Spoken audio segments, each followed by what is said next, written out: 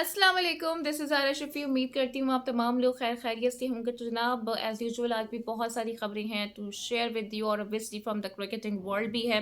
तो मज़ीद टाइम ज़ाया किए क्विकली इन खबरों की डिटेल्स आप तक पहुँचा देते हैं। सबसे पहले हम बात करेंगे the wait is over finally, और आईसीसी ने स्केजुअल का ऐलान कर दिया है फॉर द चैंपियंस ट्रॉफी 2025। और पहला मैच पाकिस्तान और न्यूजीलैंड के दरमियान खेला जाएगा on the 19th of fab. इसके अलावा अखबार है बरतानिया का, जिसने मोदी सरकार पर काफ़ी तनकीद की है। वो क्या कहना चाह रहे हैं, उनका इशारा किस तरफ है और उनकी बातों का मफ़हूम क्या है, ये भी डेफिनेटली आज की इस वीडियो में हम आपके साथ शेयर करेंगे। फिर Pakistan versus South Africa test का आगाज़ होने जा रहा है फ्रॉम द 26 दिसंबर। तो उसके लिए क्या तैयारियां की जा रही हैं, कौन बाहर हो रहा है और किसकी वापसी हो रही है, ये भी हम आपको बताएंगे। और सरप्राइजिंगली एक इंग्लिश क्रिकेटर हैं जिन्होंने आईपीएल को रद्द कर दिया है और पीएसएल को प्रेफरेंस दे रहे हैं। वो कौन है, इस बारे में भी हम आपको इसी वीडियो में बताएंगे। फिर 19 इयर्स के बाद वेस्ट इंडीज़ की team in the January 2025 Pakistan आ रही है फॉर द 2 टेस्ट मैचेस। उसकी डिटेल्स भी आपके सामने रखेंगे। और वैसे भी वेस्ट इंडीज़ ने अपने स्क्वाड का भी इस हवाले से ऐलान कर दिया है। फिर फ़खर जमान क्यों इतने ज़्यादा वोकल हो गए थे बाबर आजम के लिए कि उन्होंने अपनी ही परवाह नहीं की, बिल आखिर उन्होंने इस पे खामोशी तोड़ दी है। तो उन्होंने क्या कहा है वो भी आपके साथ मैं आज डिस्कस करने वाली हूँ। साइम अयूब ने अंडर 15 टूर्नामेंट में भारत में जाके क्या कारनामा अंजाम दिया था, उनकी वीडियो बड़ी वायरल हो रही है, ये भी हम आपको बताएंगे। फिर बॉक्सिंग डे टेस्ट के लिए रोहित शर्मा काफ़ी ज़्यादा ऑप्टिमिस्टिक हैं विराट कोहली को लेकर। वो कह रहे हैं कि जितना प्रेशर है या जितनी भी चीज़ें ख़राब हो रही हैं, जितना भी चैलेंज है, विराट कोहली इन सब चीज़ों को ओवरकम कर लेंगे, इसको हैंडल कर लेंगे। तो स्टार्ट करते हैं जनाब चैम्पियंस ट्रॉफी से मुतालिक। और फाइनली अब जो स्केजुअल है वो मंजर आम पर आ चुका है। पहला मैच होगा पाकिस्तान और न्यूजीलैंड के दरमियान, Pak Bharat Agra the most awaited match खेला जाएगा 23 को इन दुबई, जिसके लिए I am sure from the Pakistan side and from the Indian side जितने भी फैंस हैं सब बड़े एक तरह से बेकरार हैं इस टाकरे के लिए।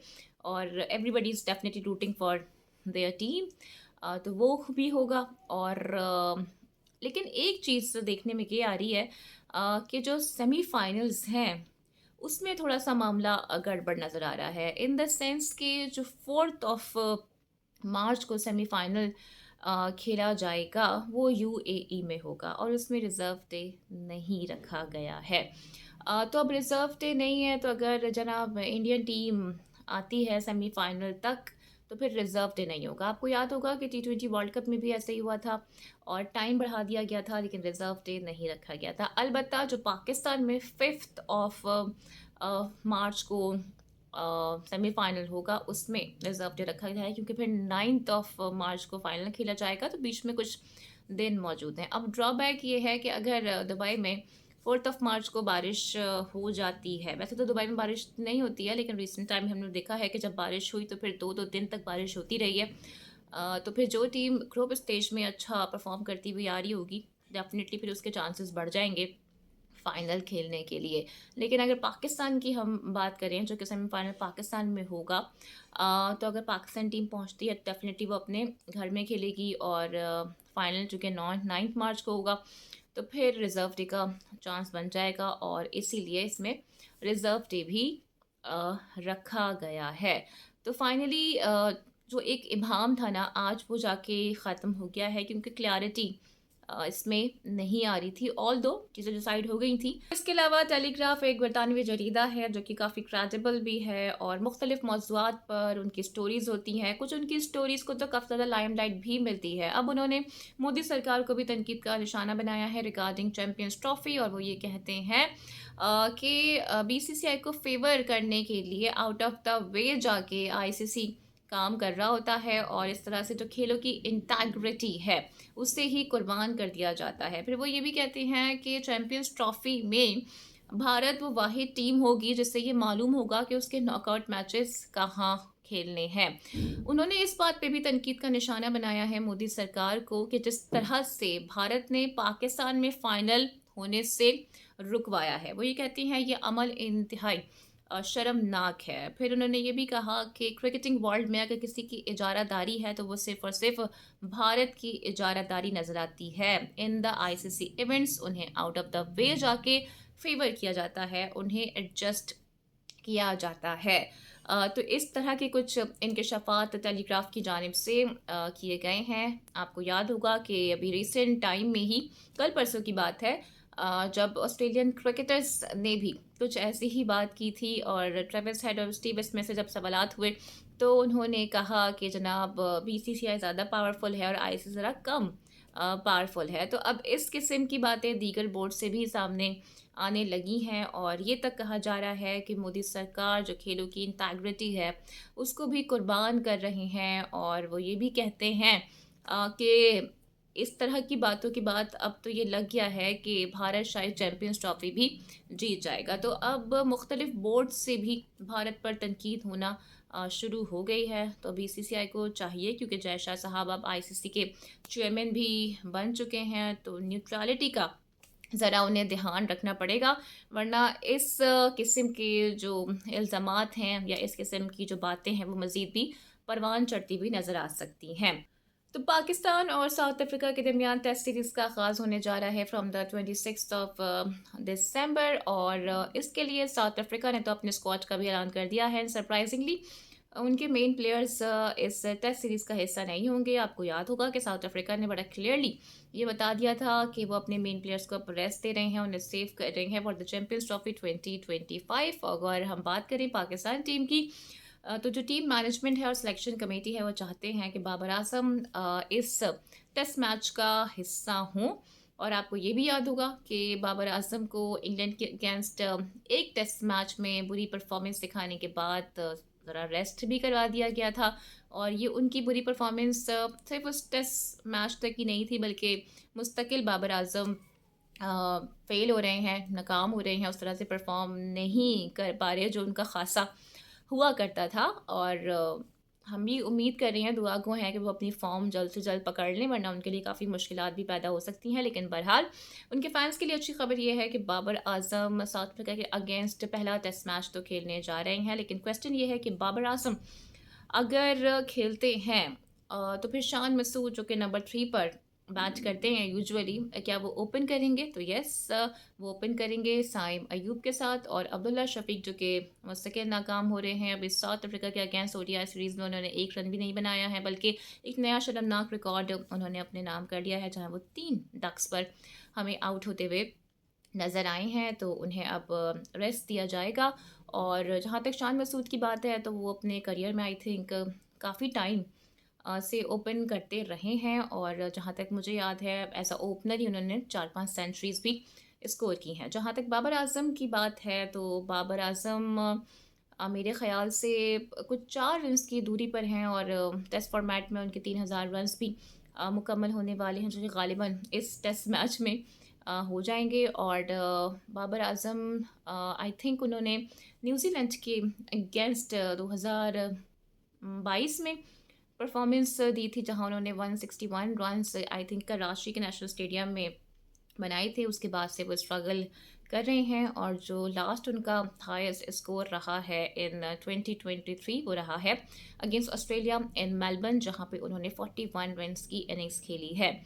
तो बाबर आजम मुस्तकिल हमें स्ट्रगल करते हुए नज़र आ रहे हैं, लेकिन टीम और मैनेजमेंट ये चाहती है, सिलेक्शन कमेटी ये चाहती है कि उन्हें मौका दिया जाए, क्योंकि अभी T20 में और उसके बाद फिर ODI में किसी हद तक वो हमें एटलीस्ट रन्स स्कोर करते हुए नज़र आए हैं। फिर अभी कुछ बात कर लेते हैं जनाब वेस्ट इंडीज़ वर्सेस पाकिस्तान, जहां वेस्ट इंडीज़ की टीम तकरीबन 19 ईयर्स के बाद पाकिस्तान में टेस्ट मैचेस खेलने के लिए आ रही है, जो कि ग़ालिबन 17 ऑफ जनवरी से शुरू हो रहे हैं। और वेस्ट इंडीज़ ने भी अपने स्क्वाड का बाज़ाब्ता तौर पर ऐलान कर दिया है। और ये टेस्ट सीरीज़ वैसे तो कराची में स्केजुअल थी, लेकिन एज वी ऑल नो कि चैम्पियंस ट्रॉफी के हवाले से कराची में जो अपग्रेडेशन है स्टेडियम्स की वो भी चल रही है, तो इस वजह से अब ये जो टेस्ट है इसे मुल्तान मुंतकिल कर दिया गया है। तो फिर आपको मिलवाते हैं जनाब एक ऐसे इंग्लिश क्रिकेटर से जिन्होंने पीएसएल खेलने को प्रेफरेंस दी है और आईपीएल को उन्होंने टाटा बाय बाय कर दिया है। दुनिया की महंगी तरीन लीग को उन्होंने रद्द कर दिया है और ऐसा करने वाले हैं डेविड विले, जिन्हें चेन्नई सुपर जायंट्स के लिए साइन भी कर लिया गया था, लेकिन उन्होंने टूर्नामेंट से ही दस्तबरदारी का ऐलान कर दिया है। और जो पीएसएल में ड्राफ्टिंग होने वाली है जो कि गवादर में होगी, और गवादर की वजह से बहुत ज़्यादा इससे लाइमलाइट भी मिल रही है।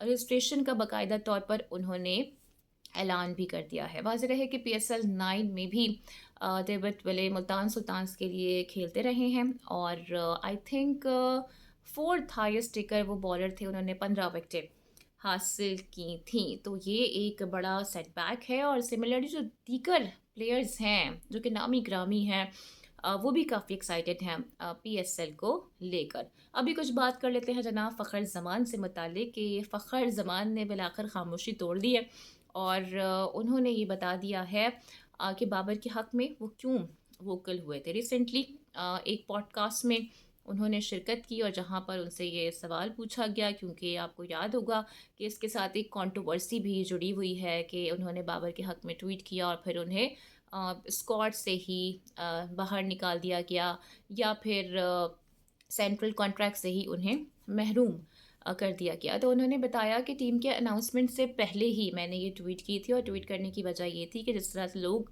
बाबर आज़म की परफॉर्मेंस से मुतालिक बात कर रहे थे या उन्हें तनकीद का निशाना बना रहे थे, वो कह रहे थे कि इससे बेहतर अंदाज में भी ये बातें की जा सकती थी। और वो ये कहते हैं कि बाद में मुझे रियलाइज़ ज़रूर हुआ कि मैं ये ट्वीट ना करता तो ज़्यादा अच्छा होता। फिर उन्होंने ये भी बड़ा क्लियर किया कि मेरी ऐसी कोई इंटेंशन नहीं थी और ज़ाहिर है हम सभी जितने क्रिकेटर्स हैं हम पीसीबी के मुलाजिम हैं और हम उनकी बात से बिल्कुल भी इनहराफ नहीं कर सकते हैं। तो उन्होंने अपनी पोजीशन यहाँ पर क्लियर कर दी है। ख़ासकर मोहम्मद नाफे की उन्होंने बड़ी खुल के तारीफ़ की है और वो कहते हैं कि ये काफ़ी टैलेंटेड हैं, इनमें स्पार्क मौजूद है और अगर इन्हें ग्रूम किया जाए तो पाकिस्तान के लिए काफ़ी लंबा खेल सकते हैं। मेलबर्न में बॉक्सिंग डे टेस्ट का आगाज़ अनकरीब होने वाला है और रोहित शर्मा विराट कोहली को लेके काफ़ी ज़्यादा ऑप्टिमिस्टिक हैं। वाज़ेह रहे कि विराट कोहली पर इस वक्त तनकीद भी काफ़ी ज़्यादा हो रही है, ख़ुद इंडिया से भी हो रही है, उनके फैंस भी उनसे कुछ नाराज़ हैं और इसकी वजह ये है कि वो उस तरह से रन स्कोर नहीं कर पा रहे हैं, परफॉर्मेंस नहीं दे पा रहे हैं। कोई कहता है कि उनका ध्यान लंदन में है, कोई कहता है कि उनका दिल भर गया है क्रिकेट से। और रिसेंट जो उनका भी एक ऑस्ट्रेलिया में मिसहैप हुआ एट द एयरपोर्ट, उस पर भी काफ़ी ज़्यादा जी र्यूमर्स सर्कुलेट कर रही हैं। कुछ लोग विराट की साइड ले रहे हैं, कुछ उन्हें ही बुरा भला कह रहे हैं। हत्ता कि जो ऑस्ट्रेलियन मीडिया है उसने तो उन्हें कोई गुंडा बदमाशी डिक्लेयर कर दिया है। तो रोहित शर्मा लेकिन बहुत ऑप्टिमिस्टिक हैं और वो ये कह रही हैं कि कोई भी चैलेंज का सामना विराट कोहली ईज़िली कर सकते हैं और इसमें कोई दो राय नहीं है। जब भी कोई मुश्किल वक्त आया है तो विराट कोहली ने हमेशा ही अपनी टीम के लिए परफॉर्म किया है। और ये अलग बात है कि वो भी एक रफ पैच से गुजर रहे हैं, लेकिन इतने बड़े कद के वो खिलाड़ी हैं कि कुछ नहीं पता होता कि कब वो फॉर्म में आ जाएं और सामने वाले का मुंह बंद कर दें। तो लेट्स सी, देखते हैं कि क्या होता है, क्योंकि जिस तरह से ऑस्ट्रेलियन मीडिया ने इतनी चीज़ें और इतनी कंट्रोवर्सीज खड़ी कर दी हैं, मुझे तो ऐसा लगता है कि विराट कोहली जो कि इस बात के बिल्कुल कायल नहीं है कि वो मुंह से जवाब दें, अक्सर और बेशतर वो अपने बैट से ही जवाब दे रहे होते हैं। तो ऑस्ट्रेलिया जी अपनी खैर बनाए, क्योंकि विराट का अगर बल्ला चल गया तो फिर विराट ने आपको छोड़ना नहीं है। तो उम्मीद करती हूँ कि आज की वीडियो आपको पसंद आई होगी। Don't forget to like and subscribe my channel. Video को लाइक और शेयर अपना लाजमी करना है, अपना बहुत ख्याल रखना है, अपनी राय का इजहार भी ज़रूर करना है। टेक केयर, अल्लाह हाफिज़। अगली वीडियो में आपसे फिर मुलाकात होती है।